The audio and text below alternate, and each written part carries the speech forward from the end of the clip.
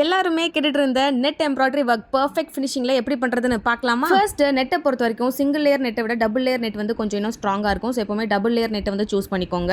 Next net எந்த போர்ஷனுக்கு வரணுமோ அந்த போர்ஷனை நல்லா டைட்டா கொஞ்சம் கூட சுருக்கமே இல்லாமல் நல்லா டைட்டா நெட்டை பிடிச்சிட்டு அதை சுற்றி ரஃப் ஸ்டிச்சஸ் போட்டு செக்யூர் பண்ணிக்கோங்க. இப்போ எக்ஸாக்டா அந்த டிசைனோட அவுட்லைனுக்கு செயின் ஸ்டிச் வந்து போட்டுக்கோங்க. நம்ம ஆஸ் யூஷுவல் நல்லா குட்டி குட்டியான நெருக்கமாக வந்து செயின் ஸ்டிச் போட்டுக்கோங்க. வீடியோவில் சொல்ற மாதிரி எல்லா ஸ்டெப்ஸுமே கரெக்டாக 1 by 1 ஃபாலோ பண்ணுங்க. எந்த ஸ்டெப்பை மாற்றி போட்டாலும் உங்களுக்கு பர்ஃபெக்ட் ஃபினிஷிங் வராது. நெக்ஸ்ட் நெட்டை வந்து பிடிச்சிட்டு கீழே இருக்கிற ஃபேப்ரிக்கை மட்டும் பொறுமையாக வந்து கட் பண்ணி எடுங்க.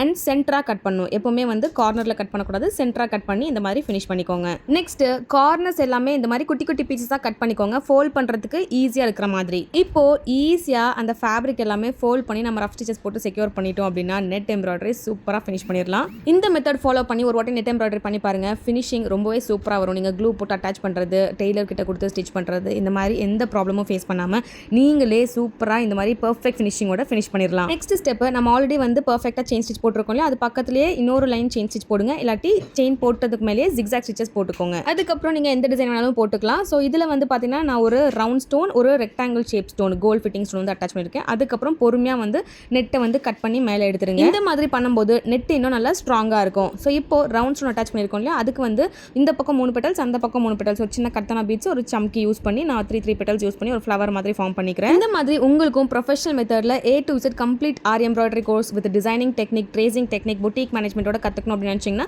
ஸ்கிரீனில் தெரிய நமக்கு காண்டாக்ட் பண்ணி நெக்ஸ்ட் பேட்ச்க்கு ரெஜிஸ்டர் பண்ணிக்கோங்க. Online, offline and recorded video course available in Tamil, English and Kannada.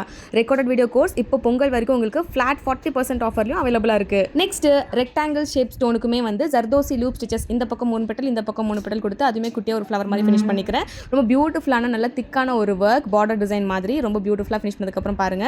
இதோட ஸ்லீவ் டிசைனோட மேக்கிங் வீடியோ வேணும் அப்படின்னாலும் ஸ்லீவ் அப்படின்னு கமெண்ட் செக்ஷனில் போஸ்ட் பண்ணுங்க. உங்களுக்கும் இந்த மாதிரி ஆரி ஒர்க் ப்ளவுசஸ் எல்லாம் கஸ்டமைஸ் பண்ணணும் அப்படின்னு நினைச்சாலும் ஸ்கிரீனில் நமக்கு காண்டாக்ட் பண்ணுங்க. நீங்கள் டேரெக்டாக விசிட் பண்ணி ஆர்டர்ஸ் பிளேஸ் பண்ணலாம். இல்லாட்டி ஆன்லைன் ஆர்டர்ஸுமே நாங்கள் எடுத்துகிட்டு இருக்கோம். நீங்கள் காண்டாக்ட் பண்ணி ஆர்டர்ஸ் வந்து பிளேஸ் பண்ணிக்கலாம்.